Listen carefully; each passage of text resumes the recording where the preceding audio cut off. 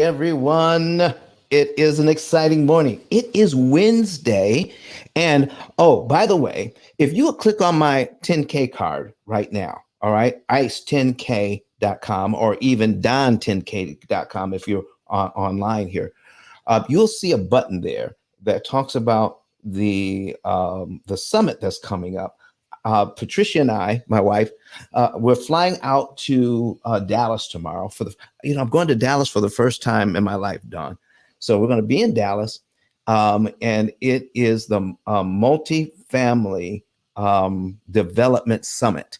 And so you want to click on that link, check out the speakers, and if you're going to be in the area, even at the last minute, it's going to be worth it to you to be in Dallas on the the 16th and the 17th.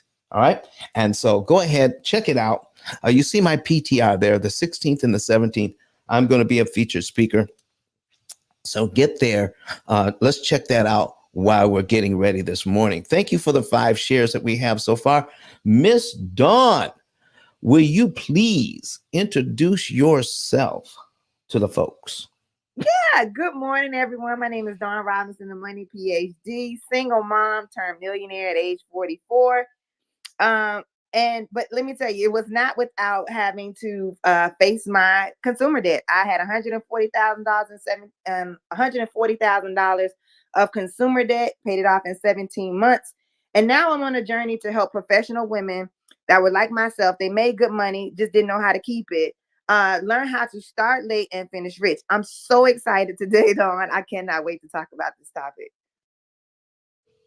Me too, me too, me too. So, folks, while we're getting set up here, so in the meantime, we're allowing a few more people to come in so that they can get ready for this conversation. So please start inviting people into the room right now. And Dawn, we were talking about on last Sunday, and I didn't get a chance to kind of finish that out for the folks who are online with us. We were talking about Mr. Dave Ramsey, and disrespecting the pill method, and calling names and that sort of thing, and not really understanding what it is that we do. And we played a clip from that. And then by doing that, you can get flagged for copyright infringement. So we did get that flag, but when I challenged the copyright infringement, that said, no, we're doing this as a response to that video. Do you know that we got the all clear within 3 hours? So that video is now up. It is ready to go. It is ready for the replay. So you can go to YouTube and watch it there. And we got into some really good information about how money actually works, and how lending works, and how you need to pay attention to, if you're using the debt snowball, how inefficient it is. It works. Okay. And we established that the debt snowball actually works, but we also established that you're going to spend way more interest than you need to. On average, the average family that has 13 different debts here in the US is going to spend $50,000 to $70,000 more in interest using the debt snowball to get out of debt than someone who uses the pill method, because our focus is how to cut that interest cost by a ton and get out of debt that way. So it's not about how fast you get out of debt, folks. It's about how cheap. And that's what we brought out the other day. And we got Jeremy in the house, Tiny Home Plug. What's going on, man? Doing well, man. Had a late night, and apparently my alarm didn't work as well as I thought it would.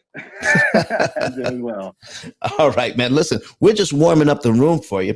You're going to be taking over the first hour about this. We need to know more about what it is that you do and what you want to do. And, are there different ways that you can use affordable housing, tiny homes, to turn that into a business of some kind?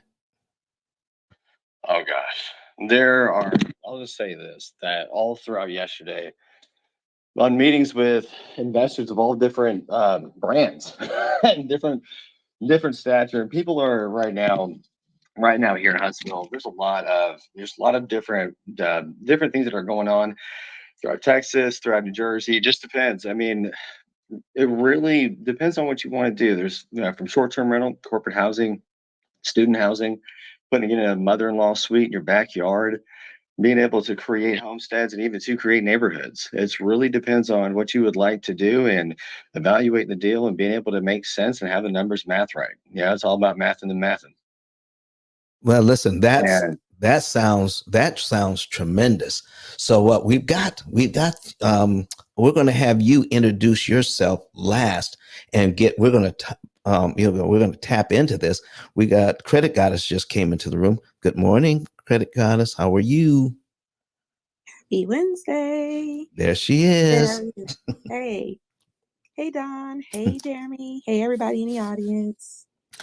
Go ahead and introduce yourself, Rosalure, and let's talk about it. Let's talk about, tell us who you are and what you do and why it's important. Yes, absolutely. Hey, everyone. My name is Rosalure Lewis, also known as Credit Goddess. I'm all things credit. I'm a credit score improvement strategist, business credit consultant, and an educator at Be Free University. I educate my clients on how to optimize and improve their credit so that way they can gain access to other people's money. Your credit profile is everything. It's not about the credit score, but it's about your profile, aka your financial resume. So yeah, it's very, very important, especially in today's time. And we have so many people stepping into entrepreneurship, investments, real estate investing, especially what Jeremy has to offer here. We definitely need to keep up with the housing market. We're short, you guys. So we need more investors. We need more real estate developers. I see that you're going to be speaking at the multifamily development, Don, and I need more and more of you guys in that building so that way you can learn how you can step into this into that endeavor. So yeah, credit is important. America runs on credit. That's That's all I have to right. say. That's right. Listen, ladies and gentlemen, my name is Don Daniel, founder of Pill Method International. They call me ICE for short. And the reason for that is it stands for Interest Cancellation Expert. I am the only interest cancellation expert on the app, on Twitter, on YouTube. Okay. And what we do is that we break down how an amortization schedule actually works so that you can get the education you need. And we have technology that takes the bank's math, turns it upside down, inside out, so that you can now beat the bank at their own game, pay back the money that you borrow at a severe discount without changing your budget and without sacrificing lifestyle. Our clients are paying off all of their debt, and the average family has 13 different debts. The average family is paying 35 to 39% of their take-home pay just on interest, and we're cutting that out by about 75%. Therefore, regular families are paying off all of their debt in 7 to 9 years. Oh my goodness, it is so exciting. And then taking the savings of the interest, investing those savings, and we're making average families millionaires because they're no longer giving that money to the bank. You see, paying the extra money is, that's bad enough. But do you know what's worse than paying more interest than you need to pay? This is what's worse. What you're doing then is if you're spending that extra money on interest, then you can't also invest that money. If you're listen, our average client is saving $100,000 to $150,000 in interest they don't need to pay. Do you know what that can do for you over a 23-year period, compounded interest? Oh my goodness. It's amazing what compound interest will do for you if you don't have to pay the bank their amortized interest. Oh, listen, folks, I want to show you. Listen, we're going to jump right in here, Jeremy, but we're going to do a quick reset. We're going to come back. We're going to play this video of Dr. Eric Thomas actually taking advantage of this. You heard of him. Yes, the E.T., the hip hop preacher, all right, has used this particular method to position himself better financially. I need you to listen to what he has to say. Play it, please. My name is Don Daniel, founder of P.I.L.L Method International, and our team created the most powerful money management, wealth building, debt elimination system ever created. At our recent seminar in Nashville, Tennessee, the keynote speech was delivered by the #1 motivational speaker in the world, Dr. Eric Thomas. E.T., as he's also known, mentioned he paid off his mortgage in 4 years using the P.I.L.L Method. I invite you to watch and listen. Listen to me, y'all. One of his mentees took us through one of their programs, and I paid off my mortgage. But guess what happened? My marriage went to a whole nother level. And you know why? Because my wife is a security freak. And even when I blew up, my wife would be like, oh, you blew up, but how long is you gonna keep making this kind of money? I was like, I don't know, forever. She's like, you sure? Because I'm gonna keep my license as a nurse just in case you don't. So when I paid the house off, my boy was like, you ain't gotta do that, you can do this. But when I paid the house off using that program, it took the stress level all the way down for my wife because we no longer had a mortgage. Does that make sense? That thing that was coming every month, that was getting on her nerves, we didn't have that no more. And so she was at rest. Did you hear that? No mortgage, no stress. If you would like to become debt and mortgage free within an average of 7 to 9 years by cutting your interest costs by up to 75%, go to pillmethod.com and request a savings and earnings report today. Oh, that's right, ladies and gentlemen. Listen, you want to do that. Save that money and interest. If you want to know the month, day, and year you can be debt free and how much interest you can save, just get a savings and earnings report. Click on the link above, ice10k.com. Click on that link and you'll see the button that says get a savings and earnings report. Fill out all the information. Watch, read all of your instructions, and then fill out the financial form. Put in how much you owe on all of your debt. I mean, leave nothing out. Put it all in. Fill out the information on income. Put out information on how much is left over after all the bills are paid. Put all of that in, and someone from my staff will give you a call and set up a consultation for you so that you can know the month, the day, and the year you could be debt free, and then how much interest you could save. And don't tell the banks this, but if you're going to be saving like $100,000 to $150,000 in interest that you're no longer paying the bank, a small percentage of that money pays for your lifetime program. So we don't want your money. We want the bank's money to pay for this. We're going to show you how to do it. All right, folks, we're going to get started. And if you saw the video, you actually saw E.T. holding my book. Can you imagine? This guy has written lots of books, and he has a brand new book out right now. I had the opportunity of signing one of my books and presenting it to E.T. It was one of the great pleasures of my life. So if you want that same book, you can go to the same link, ice10k.com, and get the book. All right. And it has been a 5-time bestseller on Amazon. It has, and it's the only book on Amazon out of 33 million titles that talks about this subject.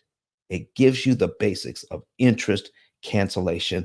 And folks, that is what we need to get out of debt, because we're going to be revealing the secrets about what the bank has been doing since 1934 to charge us more interest than we need to pay. All right, folks, we're going to get into it. We're jumping into it right now. And we got the tiny home plug here, Mr. Jeremy. And what he's going to be talking about is affordable housing. And Jeremy, are you also going to talk about how people can make money with affordable housing and tiny homes and this sort of thing? I mean, listen, I know so very little about it. Could you introduce yourself and then start telling the folks about what it is that you're doing here in Huntsville and how they can benefit from this? Listen, it's catching on, isn't it? Talk to us. Things are just going crazy. And earlier, it's funny, I jumped in, I said my alarm wasn't working because last night and yesterday and everything that's been happening this week has been such a wide range. And so, I'm Jeremy at Winger. I'm the Tiny Home Plug. I mean, absolutely, obviously passionate about affordable housing. Things are happening here in Huntsville and all different sides of it. In the rural areas, we're right now working with actually with Community of Hope and some other folks that are just really putting together some different ideas. We're going to actually looking at master plans right now to even help with some affordable housing in the city and majority outside the city. A lot of like workforce housing, because right now chronic homelessness is a big issue, and that's anywhere. And so it's like we're no matter what happens, I grew up in the trades, and for those who don't know, I've known Don for gosh, now how long have I known you? Good Lord, it's been about what, 9 years roughly, Something like that. and it's been a good while. And it's been really interesting because I grew up in the trades, grew up in I met Don when I was owner of my the other landscaping company, and it was interesting because ever since from then to now, people have been pointing at fingers and complaining about the problems, but they haven't been solving it. And so the biggest issue that keeps people back from solving it, unfortunately, are the numbers, the optics, and the economics. And it's like, okay, so let's go ahead and dig in and look at the contractor side of turnaround times with traditional builds. And let's try to find something that is creative. How can we have something that has a fast turnaround time, that the numbers work and handles the test of time, but also too, this has structural integrity. I was on the phone actually with the senior planner of the housing authority here in Huntsville. We were going through different specs of certain builds, checked off all the boxes and under budget for HUD funding. And we're doing right now projects, just everything from, even if it's a shotgun style, short-term rental, Airbnb, you name it, but even to putting some of them together, doing a hybrid build between traditional build and containers, because what happens sometimes even too, and that's, Huntsville's in more of a like first threshold, getting familiar with it, type of approach right now.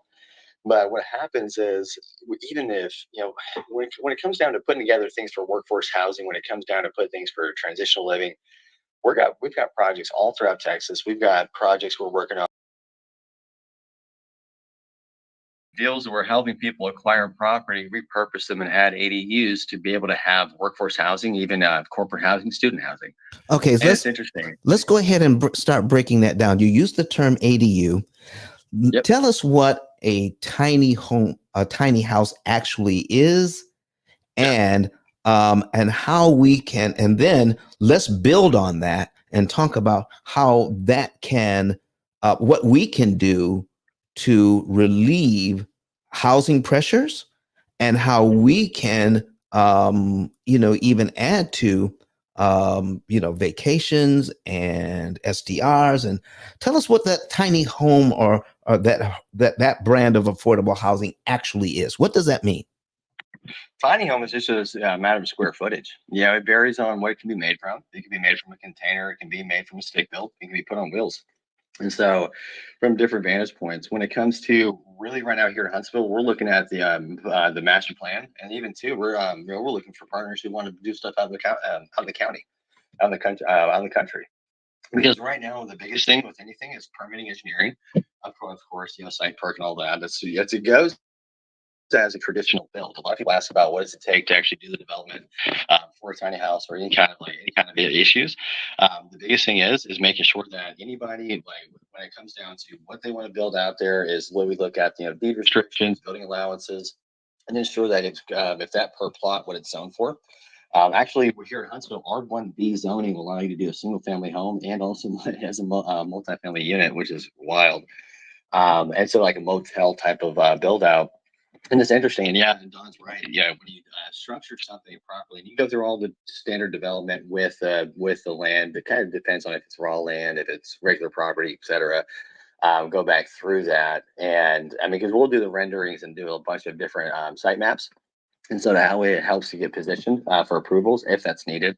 A lot of times out in the rural areas, it doesn't really matter. I'm going at it from this angle because a lot of times, depending on your business model, if you're doing like an independent living facility, it's going to have its own restrictions, right? But if you're doing short-term rentals, for instance, here in Huntsville, there's you can do a prefab, but it's got to be a certain square foot. It's about 400 to 500 square foot, depends on where you put it. But if it's out in the county, not much restriction whatsoever. Because we're actually there's a project down in Huntsville as well where we're working on this here. But when it comes to short-term rentals, if you're wanting to actually capitalize and really step in and help, with that, as far as anybody coming into town, where what you can do easily is if say you have a home, right? Say there's someone who's wondering exactly how in the world can I do this? And this is actually happening right here in Huntsville. My brother-in-law's putting a tiny home in the backyard. But right now, if you have a spacious backyard, check your site maps, check your easements, and see how much space you have, and see what you can do. HOAs are not a problem. It's okay. So don't let that stop you. Okay. And I know we all sometimes we hate our HOA just like the IRS, but it's all right. So one of the biggest things is making sure that any demographic that you want to serve, working backwards from that vantage point, so that way you can check the plot, the zoning, building allowances, all of that to make sure that you're good. Because it breaks my heart whenever someone is extremely passionate about it, they want to do it on that plot of land, and then I say the word rezoning, and their heart sinks because a lot of times they don't have the capital to sustain it, or it just isn't worth it sometimes. And even then, though, we look at how can we get creative working back from who we want to serve. So loop it all the way back over into traveling nurses, right? Traveling nurses, traveling professionals, short-term rentals. You can make at least $150 to $200 easy. That's on the low end. I always like to take $200 because of a sweet spot. I like to push it to 350 to 400 to 500, but make it worth it, of course. And of course, What do you mean? What do you mean 200? 200 or what? 200 bucks. $200 a night. $200 a night. So what you're saying right here is that I can get a tiny home, all right, and depending on the zoning, I can actually put that in my yard. Yeah, well, and with your home. Sorry, that's jumping all over the place. With your home, it'll be considered as an accessory dwelling unit. Okay. And that's where it'll be covered under your in-home insurance. Yeah, just have to make sure that as far as your backyardage, that you have enough space that it'll be okay and it'll be approved. But other than that, you're able to put one in your backyard. It'll be covered under home insurance under the asset classification of ADU, accessory dwelling unit. And then that way you can actually have on your property, equity increases. And then you can even tap into short-term rentals. HOAs are actually not opposed to it as much as many would think. Simply because when you're able to pitch it to the HOA, just like you pitch it to any municipality, whatever the case is, they are tired of being villainized. They're tired of being viewed as Voldemort, so to speak. And so they want to be able to have a hand in actually being able to help with the housing crisis. And they're not ignorant to what's going on here locally or anywhere else. And so what happens is you just you have a plan and you share it with them. And I've gone through so many different HOAs and gotten approval. And so and that's where looking at, as far as the nightly rate, you want to make sure it's worth it as far as like that rate you're going to charge. Of course, there's a market that goes into it. You can add on different experiences to help add that, extra little profit centers in there. And that's where it can kind of tread up into like $250, $300.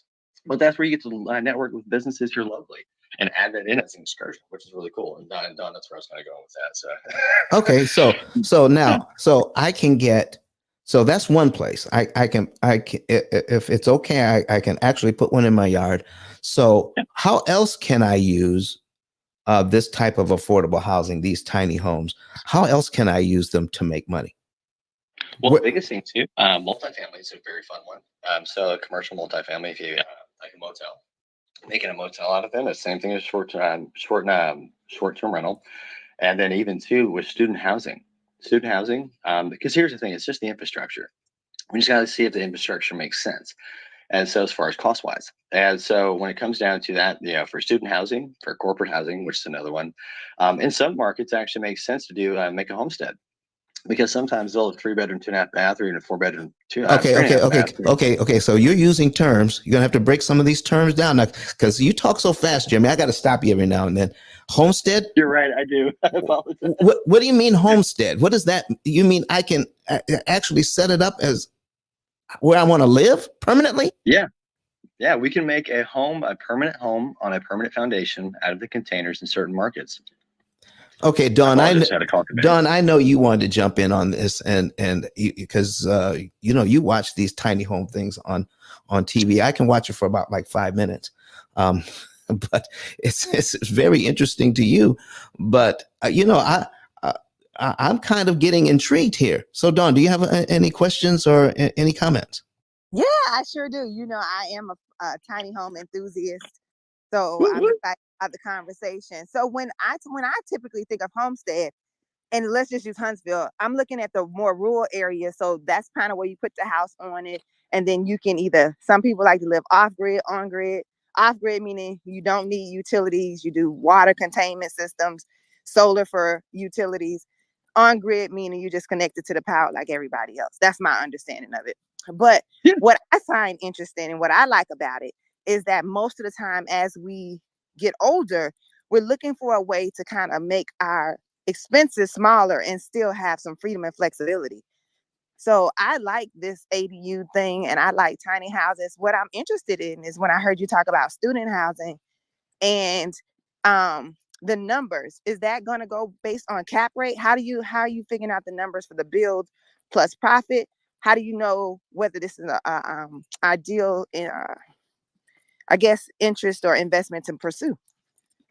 Yeah, that's a good question, and those are my daily calls all the time, because when it comes down to the numbers, we look at the markets, look around in the area, but also factor in the uniqueness of it. One of the biggest things, well, one second, but yeah, one of the biggest things is making sure we look at the market analysis. What are you going to be building, and look at the area around it, because sometimes it doesn't make sense. I'm just being honest. I've told people that all the time, and that's where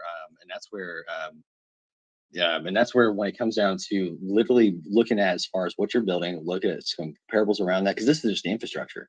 So when it comes down to it, even then, Boxable did a really good job improving the demand.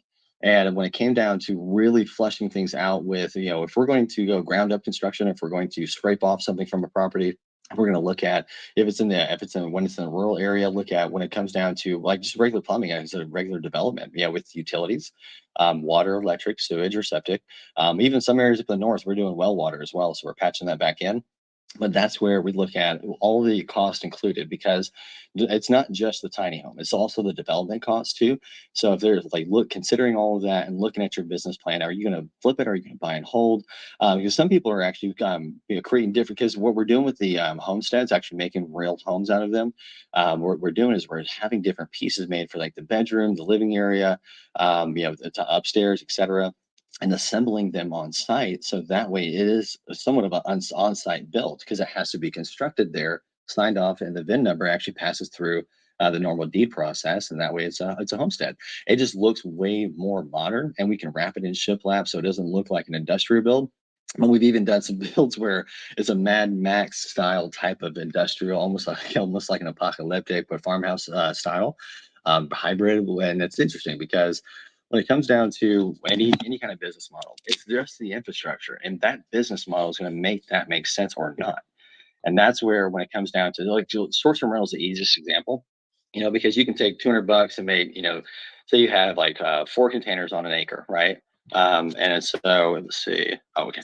Cool. But just got a deal signed. Yeah. But when it comes down to looking at the current market analysis and saying, okay, what are we building? What are some comparables? Look at the square footage footprint and see how we can actually structure that and position it as the same way, but something that's newer, because it is newer. And a lot of the lenders that I work with, man, everyone is talking about the experience, because this is newer. And that's when it comes down to really structuring that to where whatever you're pursuing, whether it's student housing, corporate housing, it could be, you could be doing a commercial project with the containers because of the fast turnaround time. And that is a huge trade-off, because each one of these units can be done within a couple weeks. Full amenities, full insulation, one bedroom, full bath. We could put Jack and Jill sinks in there. Whole nine, and it's a 320 square foot per container. But even then, if it needs to be on wheels, like say for instance, you got land that's got agricultural rights, and like some of them, like in order to save the agricultural rights, and you want to use that, we can put them on wheels. And that's where that's where it gets really creative with RV parks and mobile home parks. And mobile home parks are another big one. Because what we're doing right now, especially with the supply chain issue in that industry, is helping to offset that. Even to put on cinder blocks. It just depends on what is allowed for that property as far as building allowances and what we can do. Okay, let's Because go. even too, in some projects, let me jump in here for a second. I'll go ahead, Don. So what I heard was short-term rentals, and you're like putting 4 units per acre and turning that into like a profit center. But in terms of building material, you talked about there are stick houses and there are containers. What do you mostly do, Jeremy? Stick houses or using containers? Which one do you?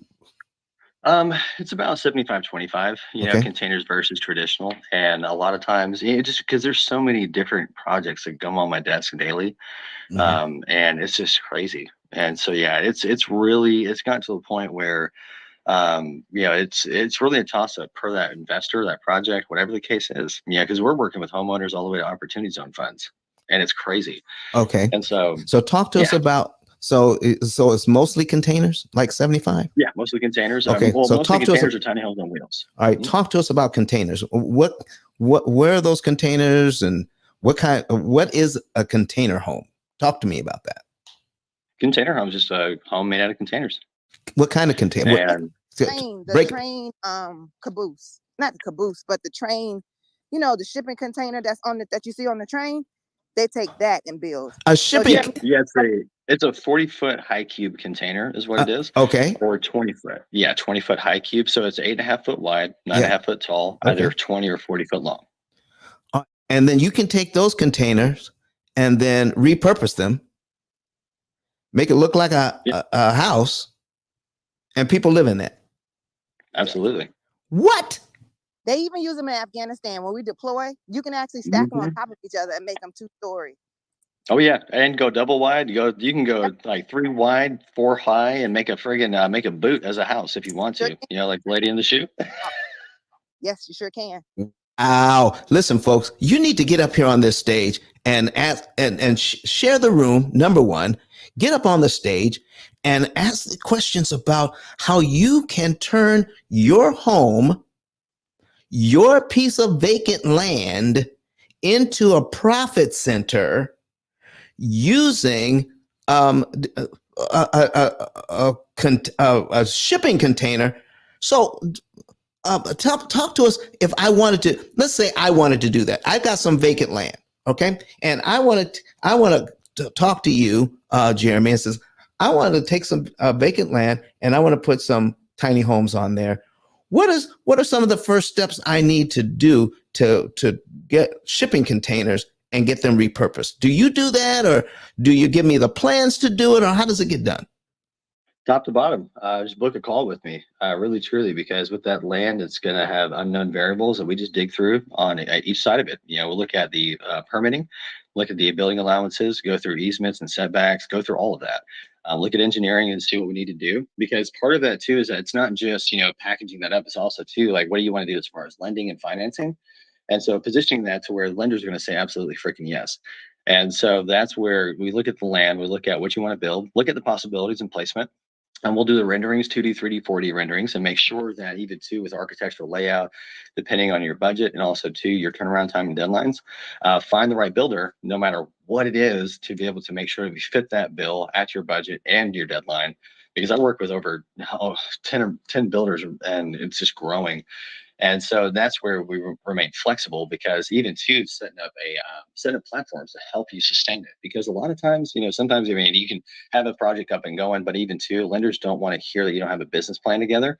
And that's what I'll help you work through, because that is one of the biggest things that keeps a lender from saying yes. And Don, you know that. And that's where a lot of times going through that vacant land, going through what you can do and looking at exploring, what can we do as far as expanding it, and so it doesn't have to just stop there. It can if you want to, but I just brainstorm with you and really, really dig into exactly what you want to do and make it come to life. And two, I'll be the first one to tell you that probably not a good idea. Here's another route that we can go. And then that way we can just shift gears. So that dream doesn't always have to go with containers. It can go with something else. And so, and that's where it gets really flexible.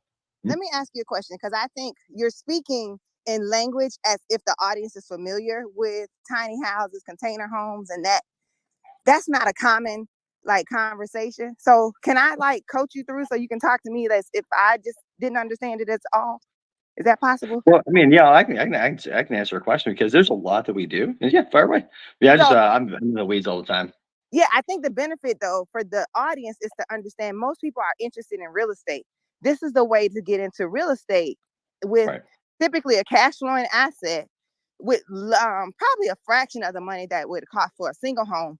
And people like it. If you go on Airbnb and you look up tiny homes, it actually has its own section. They typically rent for $225 a night, most of them. On the low end, $175 a night. So that's where the money comes in the cash flow. And you can use that to offset your retirement. You can start to build your real estate portfolio in a different way. Most of the tiny houses are about 500 square feet. So if you could talk about it from that, what is the build cost? And then they can take the low end, 175, say 50% occupancy. And then they can kind of see how it plays out. So if you don't mind kind of taking them through that. Yeah, definitely. I apologize. I'm just in technical mode this morning. I was in a meeting from 7 to 10 p.m. last night. But yeah, there's so many scenarios. So when it comes down to a tiny home, say it's 500 square foot, we can combine a couple of different containers together, and where it can be one container will be right around 50,000 or so. And so when it comes to the build cost on that, it does depend on the land. That's where there's a lot of like it depends answers. But when it comes down to, say, for instance, you have a backyard, we'll just go a very simple example. Like, say, for those who are wanting to jump in and you've got kids or if you got a family member, or even too, you just want to cater to the traveling professionals in your city, be able to put one in your backyard or even be able to make sure, okay, look, this is going to probably cost me 50K. All right. And then maybe max 65,000, finance it probably for $500 to $1,000 a month. And then look at making, $200 a night. You're making it on a bad month, $3,000 a month. On a good month, fully booked down, $200 times 30 is $6,000. And that's what's unique. You can even, with stacking them on top of each other, you can double that footprint. Even too, there's some folks that are moving out of their homes into the containers to live and rent out their home and pay off their mortgage, which is amazing. And be able to really even too, I mean, gosh, there's some folks that are like, hey, I got family land. I have no idea what to do with it. How can I make it work? And that's actually someone I'm working with this week. And they're like, man, my uncle owns this acreage and it's landlocked by mine. What do I do? I'm like, okay, let's think through this and actually flesh it out. And we're going to take his family land and make a motel style, and so that way he has something that's going to be recession proof, because people are going to. It's on a main road, right? And it's in the middle of the sticks, and so we're going to flesh out and build out a whole plan. So he's got an idea of what he can see going into it as far as development cost, and look at utilities and routing it, and look at placement, because he doesn't have that much capital. So we're planning to start with like 1 or 2 units, rent those out, and then use that as advertising for the others and waterfall it all over. And waterfalling, what I mean was maybe start with one and use the profits from those to invest into the other ones. And of course, Don's program will be able to back into that and cut them interest principal payments down. Yep. And be able to make sure that, not just because, you've got money coming in, but also too, you're making those interest principal payments from that. And it's going to be that much easier as well. And that's what's cool, is that with the backyard, super easy to do. Like, we got one guy up in Kentucky. He's got a 1/4 acre. We're going to put 4 doors on it. We're going to put either 2 side by side, and then stack 2 on top, stack 1 on top, so 2 high, and that, or we're going to make a home on that 1/4 acre out of the containers, have 4 rooms in there. And so he's going to either flip that, or he's going to just rent it out and just keep it going and make it sellable. And What's that's what's cool. what's the potential? What's the potential earnings on that? That right there, you say where it's at. But it could be $800 to $1,000 a night with that, as far as like just the rooms or per door. If he has them all booked out. And that's where it gets, I mean, you talk about, you take the bad, I like to take conservative numbers. I don't like to inflate them. So on the low end, $3,000 a month, that's 12 grand a month right there on a quarter acre, on a quarter friggin' acre. And that's where, yeah. So what you explained, just so the audience can understand, you're saying, hey, you could potentially, instead of taking the equity out to buy a single family home, you can actually take equity out of your home, purchase the land, and let's say 200,000. You could potentially buy the land and let's say 2 units. This would be conservative. 2 units, place them, and then you can rent them for almost let's say, either you can do it by nightly or you can do it long term. Most of the time, they're going to rent at least for the same amount, same or more as an apartment, just to be conservative. But when we have these tiny homes, they have everything. They have a kitchen, they have a shower, they have a sleeping area, and they have like a working space. So they're kind of like full homes, almost like an efficiency, but cooler, just so people can.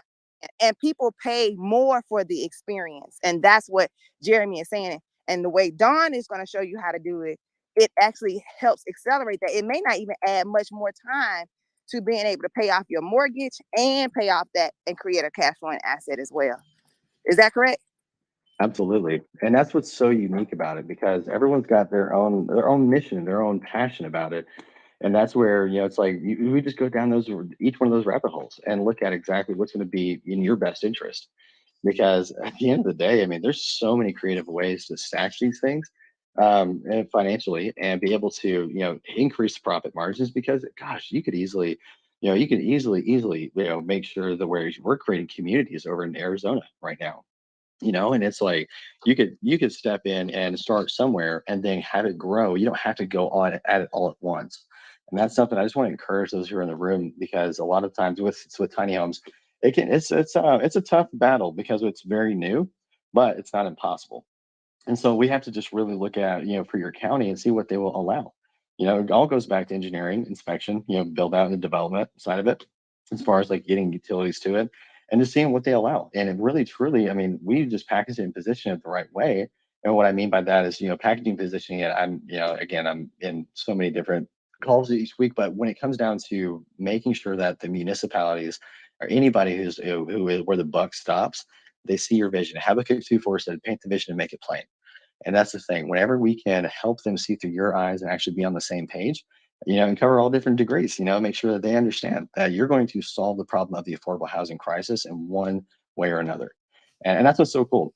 All right. When it comes down to, go ahead, Don. Yeah, so we have Roshan on the stage, and Roshan, we want to get your question in here or your comment.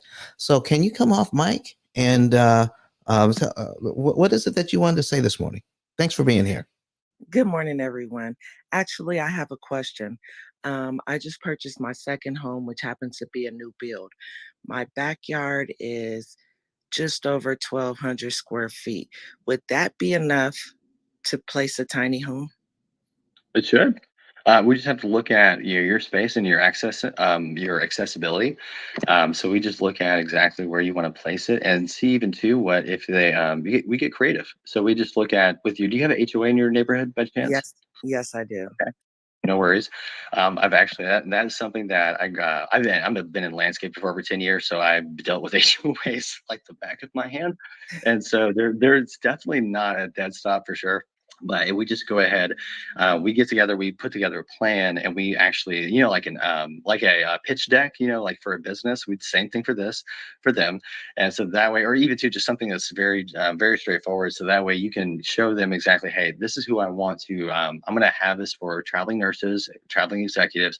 We're not going to throw any parties, so on and so forth, and just to get them on the same page. And then, like 9 times out of 10, they're like, "Oh, okay, cool, that's fantastic," because they just don't want to have any kind of like noise complaints or anything like that, because they're responsible for the neighborhood, And so, even too, some folks will allow it to even do a double wide, or even to do stack them on top of each other, because we can get creative. We can combine a 40-foot container and a 20-foot container to do a really creative build, to have like a L shape, or just like a T shape, just do any kind of thing creative. And so, yeah, it can go really fun. So yeah, with 1,200 square foot, it wouldn't be too bad, because one of them is going to be 320 square foot. You just got to think about like, how do you want it placed and positioned for your backyard? So that way it's not taking up the whole backyard, but it's there. It's kind of like it's creating a really cool experience. So that way someone can have easy access in and out without having to walk through the whole backyard, because Right. that's sometimes where it gets a little uncomfortable. Right. Actually, I'm feeling like I have the perfect backyard because you enter the gate on the side, Perfect. which you'll pass the front door. And the way I'm thinking is I can place it at the back end of my backyard, and then I could just do like turf in between to just kind of make Yep. it look nice Mhm. or something Absolutely. like that. All Okay. right. Well, And yeah, I you was could easily do solders astroturf, just easily have it where you don't have to mow it. right, Let me right, break in right. here for just a second, folks. Listen, this is getting so interesting. I just thought I'd put some pictures up so our people who are online on LinkedIn, on Twitter, on YouTube, can Facebook can see some of these container homes. So if you want to put that on the screen, please, thank you very much. And if you want to see what we have here, you can click on my 10K card, and then you can click on watch us live, or you can go to ice10kvideos.com and then watch us on YouTube. You please hit subscribe when you do, and comment, like these videos that you see there. But I've got one on the screen right now that looks like, listen, it's got windows cut into it. It's got a slant roof on it.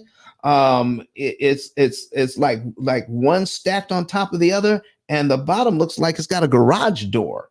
So I mean, this thing, you would not know that these were containers. That one was a fun one. Wow. So, folks, listen, I'm going to be putting some more of these pictures up while you guys are continuing to talk here. I just wanted you to know, if you want to see some of these container homes that we're talking about, go to and let's watch it online as well. Roshan, go ahead and finish up your questioning.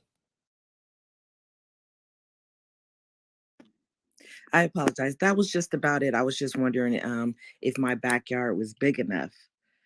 Because I was interested in the traveling nurses. I live within 10 minutes of 2 hospitals.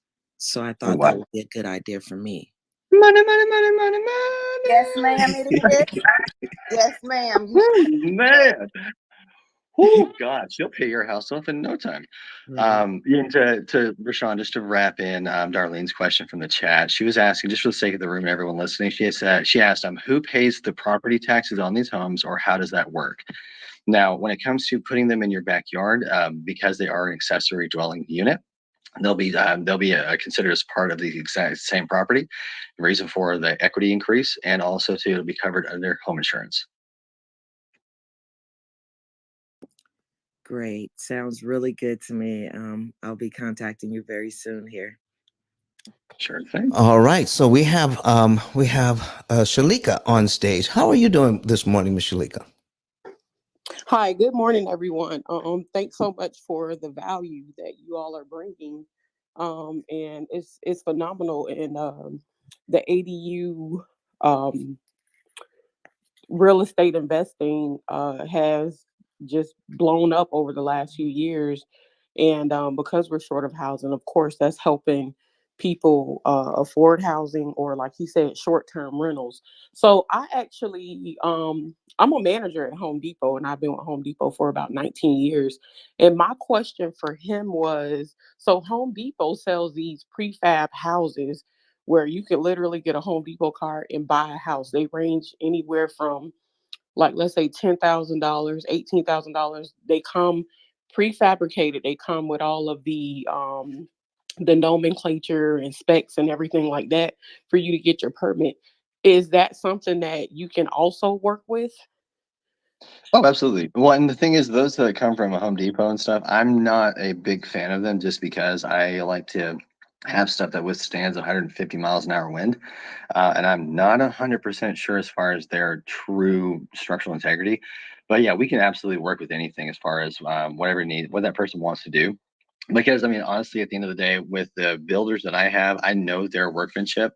And when it comes down to, and I'm going to be straight up. I'm partially biased to Home Depot because I've been in landscaping for over 10 years, and part of that was hardscaping. And so I went the other route with pavers. And so, but I love Home Depot for other reasons. But when it comes to those shells that are sold there are you have to do all the other work yourself. So you have to factor in not just the cost of material, but also your time.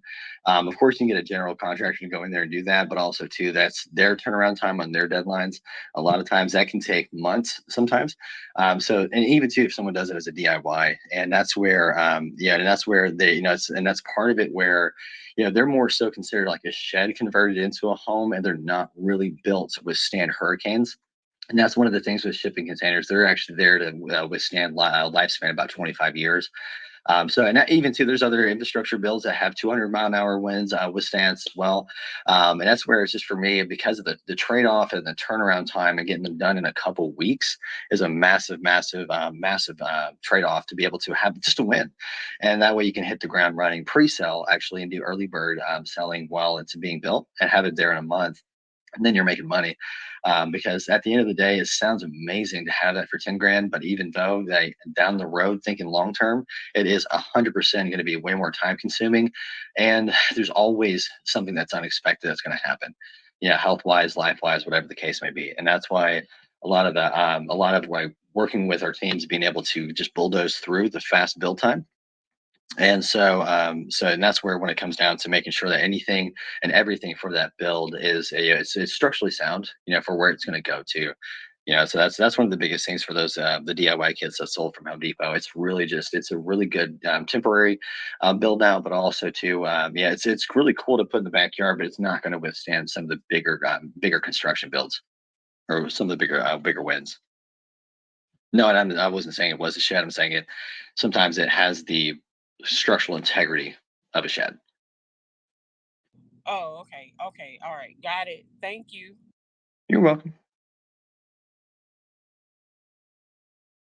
All right, all right. Listen, folks, we got another question here online. I want to get that in. It is from TRE1322. And let's see here. Let's highlight this, get it on. What type of foundation is used for shipping containers, and how long does it normally take to complete the build? 3 weeks or 4 weeks on the build max. And the foundation depends on where it's going to go in the business model. So depending on if it's going to be an RV park, campground, mobile home park, agricultural land, it's probably going to go on cinder blocks or wheels. But if it's depending on where it goes, it may need a permanent foundation.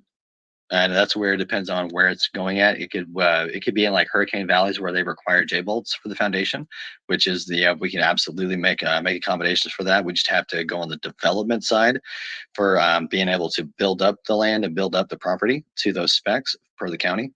And then once it arrives, we just assemble it on site, and it arrives with the stub outs. So that way you coordinate with an electrician and a plumber just to do the tie-ins and get the signed off. That VIN number that comes with the container will be passed through the normal deed process. So that way you can get it signed off and ready to go. Wow, I just saw one like with a rooftop deck. I mean, Oh yeah. Oh yeah. What? Oh yeah. We're actually making a trucker stop right now, man, over in Missouri. Oh, wait a minute. A what? A trucker stop, Airbnb trucker stay. So they can park their truck. They don't have to sleep in the truck. With security. And they can sleep in one of these like a motel type thing. Truck stop. Bingo. Dang. Mm-hmm. And how much do you think those are going to go for a night? Oh, we're doing double decker. This is a luxury trucker stay, brother. So when I say a double decker, triple decker, container homes, bottom level, lounge area, top deck, bedroom, and good old Mr. Eddie Gwynn just pops in. But when it comes down to making sure we have, it's going to be a luxury stay. So we're going to be going to like $450, $500 a night. And it's going to, because they have a 32-hour cool-off time that they require to do that. And so if these are along the stay and they want to treat themselves, even too, we're working with some folks that actually have trucking companies. A lot of them are going to build this into their incentives. Okay, now you mentioned before about getting financing, and traditionally, how difficult was it to get financing for these? Whew. Traditionally, it wasn't hard, but when you step into the bigger projects, that's when it gets really tricky. Mhm. And so, yeah, it's not difficult at all. Just depends on the business model, and we've been able to configure multiple unit deals, do individual loans and blanket loans. Okay, and what has your company done to help people to get financing? Get them positioned right. Make sure that they have all of their systems, their numbers together, their business plan, because at the end of the day, it's all about that person's experience, and it's kind of hard with something new. And so we're pulling in different experiences. Like we just got pulled into a very, very big project, probably the biggest deal of my entire life. Two of the biggest deals of my entire life yesterday. It was nothing but a God thing. But now we're going to be breaking those bigger projects down into bite sizes. Some are mixed use, and some are going to combine container homes, and some are going to be traditional builds, like stick builds. So we break it down into every component, what it's known for. If it's going to be single family on one side, well, mixed use on the other, commercial, retail, so on and so forth. And so that's where, if it's going to go in the backyard, we just do probably conventional loan, construction loan, just depends on what we do. We've even worked with folks who've pulled out a HELOC, to invest that into their backyard. And that's where that profit coming in, even from pre-sales, because that's the thing, is if we can get it packaged and positioned properly with the right numbers. And Don, you know me, I'm all about pre-selling. So when we put that together, I say, okay, this is what you can do right away when the build process starts to offset your cost immediately from the down payment, and you've got money coming in right away. And that plan put together helps them and not only have security, but the lenders look at that and they're like, holy cow, they've got their stuff together. This is freaking amazing. and that's where it really kicks off, and being able to position that. So each, whether it's a small one or even if it's 5 to 10 units and they want to have it as one payment, we position it so that way they have a higher likelihood of A, getting approved, and B, being able to sustain themselves and not miss a payment, because balls can get dropped if the right systems aren't in play. All right, folks, we have the tiny home plug with us this morning, Jeremy Winger, out of Huntsville, Alabama, and you can touch base with him and click on his bio, and we're going to get into how more specifically how you can get in touch with him. But you're in the P.I.L.L Method Club this morning, and how to pay off mortgages in 7 years. And today's focus is affordable housing and how to cash out. Okay. And so we're going to be asking some questions around that. And listen, I want to thank everybody who has raised their hand to come up to the stage so far. Rashawn and Shalika. Shalika, are you complete with your questioning? All right. Yes, I'm complete. Thank you so much. Thank you for coming to the stage. And listen, we just got Darlene to come up. So we're going to finish our reset here, folks. And then we're going to have a question from Darlene. Folks, I need you to go ahead and tap that greenhouse at the top. Follow your moderators. All right. And share the room. Okay. I know that's a lot to ask. Share the room, follow the moderators, and join the club.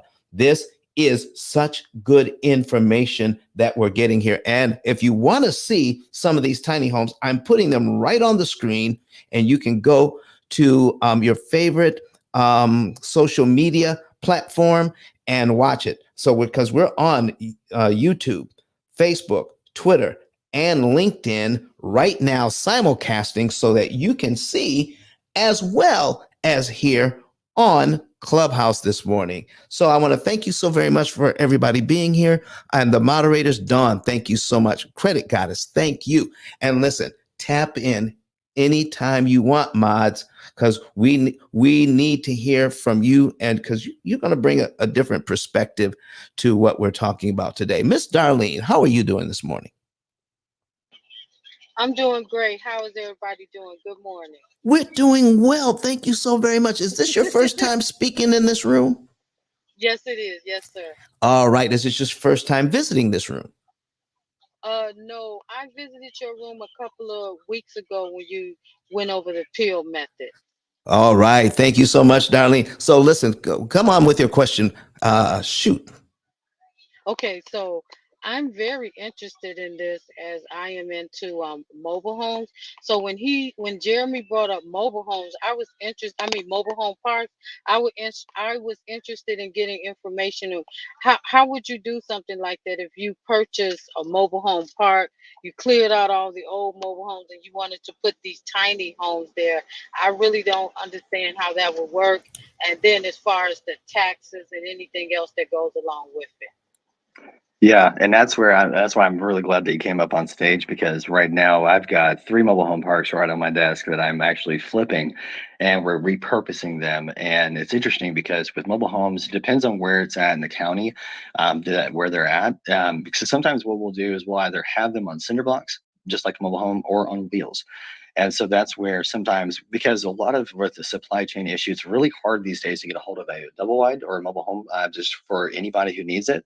And so we're stepping in to help fill that gap. And so that way, when it comes down to whatever, as far as pads that are on there, there's like one of the deals right now. We've got a 17-acre mobile home park that's in Texas, actually, and we're looking at the possibilities behind it, both on the land that's associated with it, like just the bare acreage, and it's got like 40 pads on it that are like 20 of them are being used and the rest of it's like raw land. And it's like, what? And so now we're looking at the possibilities of it. So a lot of times with existing tenants, if there's people that are there renting, we'll just say it's an existing mobile home park that's getting repurposed, or they have existing tenants. What some are doing is they're going to section off that portion of it with like a fence and make it exclusive to them, so that way they don't have to evict anybody or kick them off property. But they're sectioning that out and then dedicating the other portion of it to either short-term rental or bringing in container homes and creating a whole different experience because it's newer. And Boxable did a really good job of proving the market demand, because they've got a waiting list of over 100,000 people wanting it, and so the demand is obviously there. But one of the biggest things for the mobile home parks is making sure that with whatever foundation, if it needs to be on wheels, blocks, to make sure that it's there, and that way it's up to code. It's really straightforward. And so it's the same approach with that. Just got to make sure, as far as like with being made out of containers, we just position them so as close to similar as possible for that county to get approval, and then we're off to the races. Taxes are somewhat of the same, and it's a matter of just making sure we have it in the same asset class at that mobile home park. Depends on the foundation. That's great. So, with mobile home parks, Jeremy, are we talking about short-term or long-term rentals? And if it's long-term or permanent housing, do they rent out the lot from us, the same concept that they have in place as far as mobile homes, or how does that work? Yeah, if it's long-term stay, same business model. But if it's short-term rental, you'll make it 3 days, which you'll make in a month. Wow. Okay. And one final question. You also said you can make as much as $800 a night. What did I hear that incorrectly, or was that true? Oh, that's a wildly different business model. That's more of a Oh, okay. premium luxury stay, but in the mobile home park or so, probably around 110, maybe 120 or so, because Mm, that's where you can easily bring in that. That stacks up, because most of the time people rent them out the pads by monthly, and so you're probably bringing in probably 700-800 bucks a month or so. But that's what I was saying, is that even at, let's say, like 150, right, 150 a night. And that way, people have a really good, clean environment, clean atmosphere, whole different experience, compared to the other side of the mobile home park, because sometimes they can get, they get cluttered, and there's just stuff everywhere sometimes. And so mhm. sectioning that off to where it's a completely different, different atmosphere, that's where you can charge, 120 a night, just for traveling professionals, or even, families that are coming in. And so that's where you can have that, accumulate over a couple of days, instead of it, making a week, which you'd make in a month on the other side of it, as a monthly rental. Okay. Hey, Thank Jeremy. you. I, Thank you. sorry, Jay. I just wanted to say I appreciate one the way that you explain that. The other is your conservative estimates, and then how you clearly articulated you need to separate it out from the mobile park, your existing mobile park, because that's two different demographics, Oh right? God, yeah. One, But Don, also just to add on to that really quick though, is that with Darlene, if you're doing short-term rentals on it, there's a structure of corporate housing similarly that you would want to do. So that way, if you have an entity that owns the mobile home park and you want to do a separate business model on the same property, you can do a sublease format. And so that way, if you have another entity, it can be the sublease from you as a corporate housing structure with short-term rental. Not, sorry. So what I mean by corporate housing is that with, like, a lot of times what people will do, like say for townhomes, for example, Like they'll go find a corporate housing friendly apartment complex, will allow them to purchase that. And then that way at that fixed rate, they'll be able to add a cushion to it. And so because corporations are paying, to 150% to 200% of the standard rate because they have the budget and they need to spend it. If they don't, they lose it. And so similarly over here, when it comes just on the leasing format, so with mobile home parks with short-term rentals, what happens is you can have a subleasee purchase, like lease that from you, and then they can go through, and it could be your own another entity that you own, just one entity leasing from another, and so that way you're protected. So that way, with short-term rentals on a mobile home park, one side of it is long-term stay, the other one is short-term rental. So that way you have that protection in place. Sorry, Don, I just want to add that, throw that in there for Darlene really quick. That's great. So are we talking about changing zoning then or no? No. Okay. All right. Thank you for answering my questions, and Ice, thank you for bringing me up. Absolutely. Listen, I want to thank everybody for being here right now because this is such good information. I am learning a lot about this thing, and Dawn, I might be catching your excitement about all of this. I mean, because this is all new for me, getting into this thing. And I got one picture up here. It's like a 2-story. It's got all kinds of great angles. It looks like metal and stone with with all kinds of angled roof. I mean, They're pretty cool. Yeah. They're pretty cool. I love them. Now, let me tell you. So my first experience too, it wasn't called a tiny home then, but container homes is my deployment in Afghanistan. And so there's a shower in there. Sometimes they have a shower. The shower was separate. They have a wet house. So that's kind of where you shower, but they're pretty big. And I think most people are kind of just, I think you need to have an on-site experience. If not, take some time to go on YouTube and see the cool container homes. What I like about it, when we purchased the Almost Tiny House, was that the idea is that we would stay there and then rent the travel trailer. We'll have a travel trailer and travel around the United States. We could rent out our primary home, or if you wanted to, just sell it and then live small in order to be able to experience, because a lot of times our stuff keeps us stuck. So it's just an alternative. I think Jeremy even mentioned, hey, putting the ADU in the back of the house, you live in that one and rent the front of the house out. So there's so many alternatives to being able to free up a life and have a lifestyle that most people want, the freedom and flexibility. And this allows you to do that. Or like he said, put it on a lot, and then it's cheaper than an apartment complex, right? You're going to get higher cash flow, to me, almost close to like a mobile home park. Yep. But you're gonna get a professional person. Most people, the average person that's in a mobile home is a different demographic than somebody that is like a boy fan like me with tiny houses, right? They're gonna be higher income. They're looking for an experience. They're looking for an alternative to hotels, and they want it because of the nostalgia of it. So I just encourage anyone to consider it. Wow. Well, and that's the thing too. Go ahead. Like, that's one of the biggest things is luxury minimalism is going to become way more mainstream over these next 24 months because of the uniqueness factor of it. And here's the thing. When we talk about homesteads, like actual homes with like 3-bedroom, 2.5 baths, $250,000, you throw it in a neighborhood of $400,000 homes, we all know that equity difference is going to be amazing because that means wholesale. And when it lands on property and it's assembled, retail. Wait a minute. Okay, because I just heard two things here. One is it sounds like an oxymoron. Okay. Minimal, what was that? Luxury minimalism. That's number one. Yep. Okay. And now you're going to try to put your tiny home in my $500,000 neighborhood. Oh, no, I'm talking about a 3-bedroom, 2.5 bath made from containers. That doesn't look like it's made from containers, wrapped in shiplap. So that way it looks like a modern day industrial farmhouse look. What? So the idea of me putting my tiny home in this, neighborhood, is not going to bring down the property values.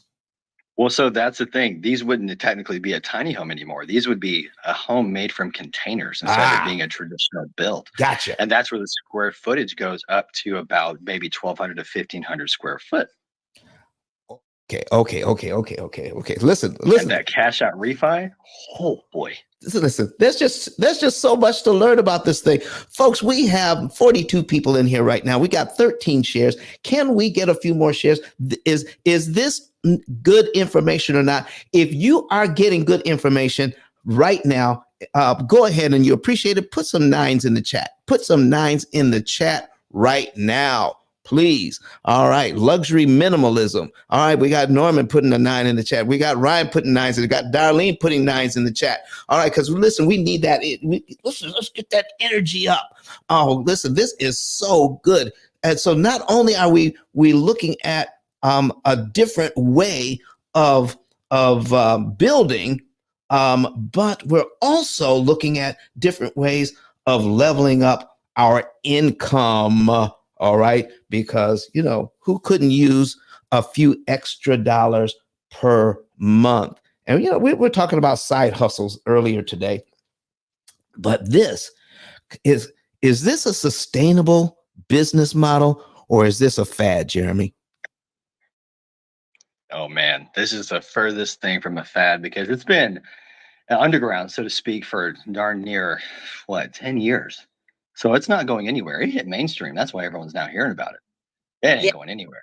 I agree with Jeremy. The other thing I want to jump in, Jeremy, if you could talk about in Michigan, where they could buy the lots. Like if you own the home and there's empty lots on the left and the right of you, you can buy those lots. And since there was an existing home on there, it already has the infrastructure. Let's talk about that a little bit for those people that want to be able to do a land hack.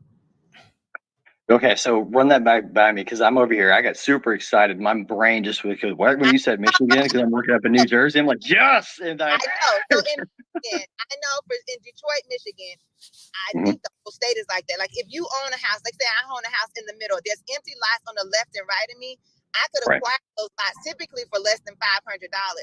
Because there was already existing house on there, that means I have utilities and water, and this could be a potential ideal option. So can you talk about that?